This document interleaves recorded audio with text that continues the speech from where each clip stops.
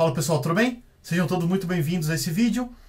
Essa proposta aqui, ela faz parte, né, de um desafio que a gente passou para os nossos alunos ali da pós-graduação, onde a gente vai implementar, a partir do conteúdo que está desenvolvido em R, utilizando técnicas de Machine Learning para poder fazer a predição de uma quebra de máquina a partir de determinados dados.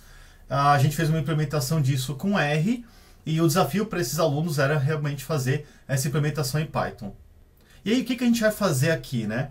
A gente vai buscar, em cima desse controle, em cima desse conteúdo, que é o capítulo 12 desse livro que está aqui na tela, tá? Que é o GeoLai, né? Que foi um workshop que a gente fez aqui no Brasil, de um congresso internacional, que é da Jornada Latino-Americana de Atualização Informática. E eu, junto com outros dois pesquisadores aqui do Mackenzie, né? O professor Leandro Augusto e o professor Ismar Frango, nós desenvolvemos esse modelo, né, de predição, usando aqui as técnicas de fundamento de Big Data, né, com Apache Spark, e usamos o R para fazer a implementação. Tá? Eu recomendo todos que façam o download desse livro. Tá? Esse livro está gratuito para vocês, se vocês acessarem o site www.livrosdonogari.com.br, e vocês conseguiriam aí baixar esse material. Ele está como referência para vocês aqui nesse vídeo, tá bom? Bom, vamos lá. Para ficar claro, né? O que a gente está fazendo aqui? A gente usou para gravar esse vídeo aqui a implementação desse código em R, tá? Que está todo explicado lá no capítulo do livro. A gente acabou vindo para cá, para o Cognitive Class da IBM, porque é um ambiente online que ele já tem o Spark instalado, tá? Então você não precisa se preocupar em instalar o Spark para fazer isso aqui, ele já está disponível. Então aqui na nossa aula, nesse vídeo aqui, a gente vai falar rapidinho de como a gente pode usar essas técnicas e o que a gente está fazendo aqui para ver esse modelo de predição funcionar, tá bom? A primeira coisa que a gente precisa fazer aqui nesses casos, tá? É rodar isso para carregamento dos pacotes, tá? Então ele está carregando uns pacotes que vão fazer manipulação dos dados e a interface, aquela ponte entre o código que vocês estão vendo aqui e o seu ambiente do Spark, tá? Que no caso, aqui a gente está chamando de Spark Connect, mas em Python e em outras ferramentas, né, outras plataformas de interação, a gente chama de Spark Connect, ou Spark Context, beleza? Então aqui é o caminho que a gente precisa. Aqui nesse ambiente eu já subi, né, o conjunto de dados, o CSV, que a gente vai utilizar para fazer esse experimento. Esse conjunto de dados ele já está aqui no Cognitive Class, e você consegue acessar lá esse conjunto de dados ali enfim, pelas plataformas que vocês estiverem utilizando para poder consumir esse modelo, tá? Aí algumas coisas de manipulação de dados simples aqui, como garantia que os dados estão com o tipo de dado correto, né? Então a gente tinha ali algumas variáveis, agora a gente fez um ajuste nesse conjunto de dados, justamente para que essas variáveis fiquem da forma como a gente quer. Então a data e hora, a temperatura que foi coletada, a quantidade de sinais que foi coletado naquele período, e se o resultado da máquina ela desligou ou não desligou naquele período de tempo, tá? Reparem que aqui a gente está dando saltos de 5 em 5 segundos, que é o tempo da coleta na máquina lá que esses dados foram retirados dessa máquina, tá bom? Duas outras coisas também depois para ajudar a gente na questão de deixar o ambiente visualmente mais agradável, né? Colocando aqui um vetor de cores e uma paleta de cores e um vetor de data, tá? Depois só na questão de visualização desse conjunto de dados, a gente segmentou aqui por 7 dias, né, daquela amostra que foi feita, e a gente vai imprimir esses gráficos todos de uma vez só nesse bolo de informação, justamente para a gente poder comparar e ver se há algum comportamento compatível entre todos esses gráficos aqui, que a gente consegue ver mais ou menos aí de padrão, né, de uma forma visual. Então reparem que durante a madrugada, em todos os dias, né, a temperatura, que é o que está em cada um desses gráficos no nosso eixo Y, a temperatura ela está sempre baixa, né, ela não aumenta muito, ela varia, né, entre os dias, mas ela tem, durante a madrugada, ela tem ali um comportamento bem baixo. No período da manhã, né, aqui a gente pode ver que é o segundo bloco aqui que aparece em todos os dias, né, eles são, a temperatura aumenta um pouco. O período da tarde é onde a gente tem um pico de aumento da nossa temperatura, tá? Em todos os dias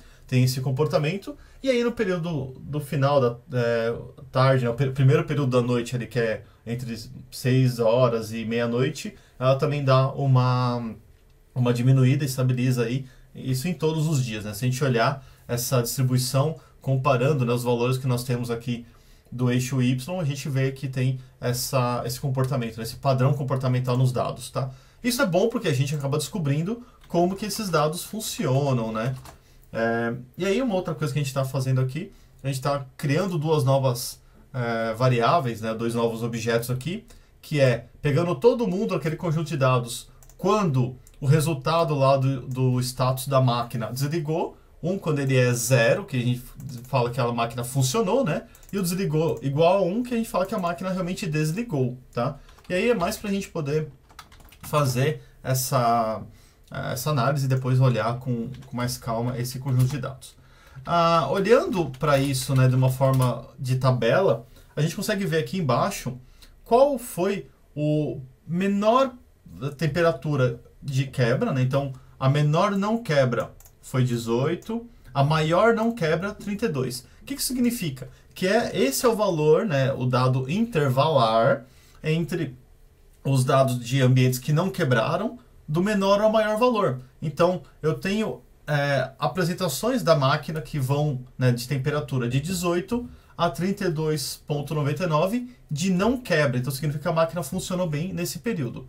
E aí, quando eu vou para quebra, eu vejo ali que tem 29 graus foi o menor momento onde a temperatura da máquina quebrou, e o maior temperatura da máquina, quando ela quebra, atingiu 39 graus, né? Esse aqui foi a coleta dos dados daquela nossa análise. Se a gente observar essa distribuição aqui em um histograma, né, a gente consegue ver também essa distribuição dos dados com a temperatura de não quebra e a temperatura de quebra, tá? Se a gente olhar essa comparação desses resultados aqui do histograma junto a esses dados que nós estamos vendo aqui, ela tem essa distribuição da forma como a gente está vendo, tá? Então, 18 graus o menor valor de não quebra. Se a gente voltar aqui e olhar, então aqui está o 20, né? 19, 18 graus aqui a quantidade de não quebra, e 32,99, né? 33 graus a quantidade de quebra, a maior dela de não quebra, tá aqui. E a mesma coisa aqui para esses dados voltados ao não quebra. Então, teria aqui do 29 ao 39, tá? Então, a gente consegue ver essa distribuição funcionando.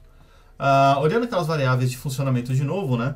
Esse gráfico aqui, ele mostra essa informação, a distribuição desses pontos, dado as temperaturas, tá? E a gente colocando aqui uma cor para definir se ela funcionou ou não, tá? Então, reparem só. Aqui eu tenho dois estados só para a máquina, no que diz respeito se ela funcionou ou não, que é o status 0, que ela não quebrou, e o status 1, que ela quebrou, né, que ela desligou a máquina. E reparem, né, que ele está bastante flat, ele está bastante estabilizado nessas linhas. Por quê? Aqui no eixo X, ele tem uma questão de temperatura, né, que vai aumentando, e no eixo Y eu só tenho dois valores, é o 0 e 1, né, então acaba acontecendo dessa forma de ver. Eu posso adicionar um pouco de ruído nesses dados para ele expandir, né, para ele abrir um pouco essa distribuição. Não significa que o desligou o 0 e o desligou o 1, ela tem variação, significa que eu estou colocando um ruído em cima dele para que ele apresente de uma forma visual mais agradável. Mas, como a gente está usando aqui quase 150 mil registros, ele continua com um bloco bastante denso, né? Na hora que a gente observa isso daqui, ele não está tão visualmente não está tão agradável. Então a gente vai acabar trabalhando com algumas outras coisas. Olhando para cá, né, eu posso trabalhar, por exemplo, com uma questão de amostra desses dados. Então, em vez de eu trabalhar com todo aquele meu conjunto de registros, que a gente está falando aqui de 138.216 observações, eu posso trabalhar com uma amostra de 1.500, né? E aí a gente consegue, olhando para isso, e depois, né, faz as comparações, eu consigo pegar esses dados dessa amostra e trabalhar, criar o meu modelo nesse caso, uma regressão logística, né, por causa dessa distribuição de como que os dados estão aqui, eu crio meu modelo em cima dessa amostra, ao invés de criar em cima de um modelo ou de um modelo que pega todos esses dados, tá? Essas técnicas de amostragem, elas funcionam muito bem para quando a gente está trabalhando com esse tipo de cenário, tá? Os dados de amostra, quando ele está estratificado de uma forma bastante randômica, como a gente fez aqui, né? Pega um sample sem se preocupar com uma certa estratificação, a gente consegue ali pegar um processo randômico e ele funciona muito bem para isso, tá? Bom, o que nós estamos fazendo aqui agora que é o ponto-chave, tá? Eu estou chamando a função ML Logistic Regression, que ela é do Spark, ela é do MLlib, ela é daquela biblioteca de funções, né, voltada a Machine Learning dentro do Spark. Aí eu passo os dados que eu tenho, que estão lá no meu Spark, falo para ela, nesse caso aqui do R, que eu quero responder a variável desligou, então eu quero saber os estados que eu tenho ali do desligou, que é no 0 ou 1, em função da temperatura, tá? Esse sinal do tio aqui me dá essa característica, olha, me explica a variável desligou a partir da variável temperatura, beleza? E aqui nesse caso vai criar essa regressão logística e vai armazená-la dentro dessa variável chamada GLM Spark, é o objeto desse meu modelo, tá? Aí eu vou pegar aqui e fazer um cenário aqui para ele me identificar como que eu tô pegando esses dados, né, fazendo a minha predição desses dados do Spark em cima daquele meu modelo, beleza? E vou transformar isso aqui depois num data frame para eu conseguir manipular, conseguir observar esses meus dados. Depois que eu faço isso, eu posso voltar aqui até esses dois valores, que seria aqui nessa modelagem que nós colocamos o menor valor de quebra e o maior valor de não quebra. Ele vai dar para mim uma sobreposição de valores. Reparem só aqui nessa minha amostra, tá? Eu tenho o valor aqui que a máquina quebrou, né, nessa distribuição de temperatura, e o valor que a máquina não quebrou aqui nessa distribuição. Quando eu observo isso e coloco lá o meu menor valor de quebra, tá? Opa. E eu coloco o meu maior valor de ligação, reparem que há uma sobreposição, ou há um intervalo de tempo aqui que esses dados eles se sobrepõem, né? Então eu preciso ter algum jeito de criar uma curva aqui nesse cenário, funciona para minha regressão logística, para eu representar essas duas variações do meu tempo, ou da minha temperatura, né? Então eu preciso disso. E aí olha essa linha em rosa fazendo exatamente isso. Ele está pegando esse nosso conceito, pegando essa nossa variável, né, gerando um modelo em cima dela e me dando uma característica falando assim, olha, com esses dados de temperatura que você me mostrou, eu consigo criar uma curva usando o método de regressão logística para ele falar, olha, explicando a variável desligou em função da temperatura, eu consigo te mostrar essa curva em rosa, né, usando essa função sigmoide, que apresenta essa combinação de valores para mim, beleza? Quando eu quiser trabalhar com isso, usando esse modelo e pegar em tempo real a temperatura, olha o que eu posso fazer. Tá? Nesse caso aqui eu estou criando um novo dataset com alguns pontos, tá? Ele está criando ali para mim pontos de temperatura como 22.12, 25.52, 28.69, né? Tem mais alguns outros números aqui. E o que ele está fazendo? Eu estou transformando esse meu cenário no novo conjunto de dados que eu vou utilizar para essa minha amostragem, tá? E eu vou jogar ele para o Spark, igual a gente fez anteriormente, só que agora, ao invés de eu criar um modelo em cima desses dados, eu quero cruzar esses dados novos que vieram com esses dados que já estão aqui, né? Que aí no caso é seguindo essa curva aqui que está em rosa, beleza? Como que eu vou fazer isso daí? Exatamente como nós fizemos anteriormente para ele criar a curva em rosa, tá? Eu vou chamar esses dados aqui para falar, olha, analisa esses novos dados que a gente está olhando aqui em cima daquele modelo. E aí eu vou fazer a mesma coisa, tá? Vou mandar ele gerar para mim esses dois valores aqui, né? Essa separação, e jogar isso aqui para mim e transformar ele num data frame. E olha que interessante. Eu posso pegar esse meu resultado do data frame e apresentar para mim qual que é a chance de quebra dada essa nova temperatura. Então olha só, eu peguei aquela temperatura de 22.12, apliquei ela em cima do modelo que nós criamos com aqueles 1.500 registros, e ele falou assim, olha, em cima desses valores que eu tenho, que eu aprendi a distribuição desse seu cenário para ver se a máquina quebra ou não quebra, se você tiver uma temperatura de 22,12 graus Celsius, ele vai ter uma chance muito baixa de quebrar. A de 25, uma chance ainda baixa. De 28,69 graus, a chance de quebra da máquina aqui é aproximadamente 10%. 31,02, a chance é de 0,47%. E 35,14, a chance é de 96%.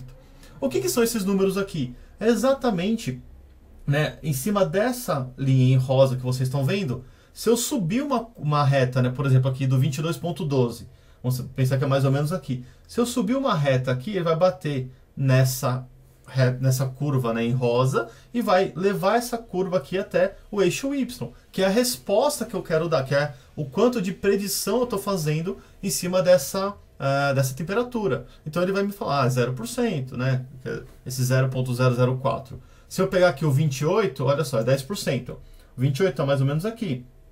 Se eu subir para cá e trouxer isso aqui, ele vai dar aqui uma taxa de ali, por volta de 0,10%. O 31 graus já é 47, né? 31 graus. Se eu subir, vai bater aqui e vai trazer esse cara para cá. Vai estar aqui em volta de 47, ali 50%, tá? E a mesma coisa aqui por o 35. Se eu subir uma reta para cá e bater e trouxer essa reta para cá, ele dá quase 100% de chance de quebra da máquina, tá bom? E olhando isso de forma visual, eu posso adicionar esses pontos aqui, né, que a gente acabou de fazer a predição deles nesse meu modelo. Eu adiciono esses pontos aqui no meu gráfico, tá? Vamos lá. Ó, tá aqui. Então esses pontos aqui que a gente está vendo são exatamente esses valores aqui, ó. 22,12, então tá aqui, ó, 22,12, subiu esse ponto. 25,50 tá aqui o ponto. 28,69 tá aqui. O 31 tá aqui e o 35 tá aqui. Então você consegue ver onde que ele ficaria mais ou menos nessa distribuição dessa relação entre temperatura e chance de quebra. Ele conseguiria montar esse gráfico pra gente, tá bom? E com isso você conseguiria aqui, né, só matar o Spark, né, desligar a conexão dele. Com isso aqui você conseguiria ver esse tipo de controle, ou esse resultado funcionando, e aí fazer sua implementação, tá bom?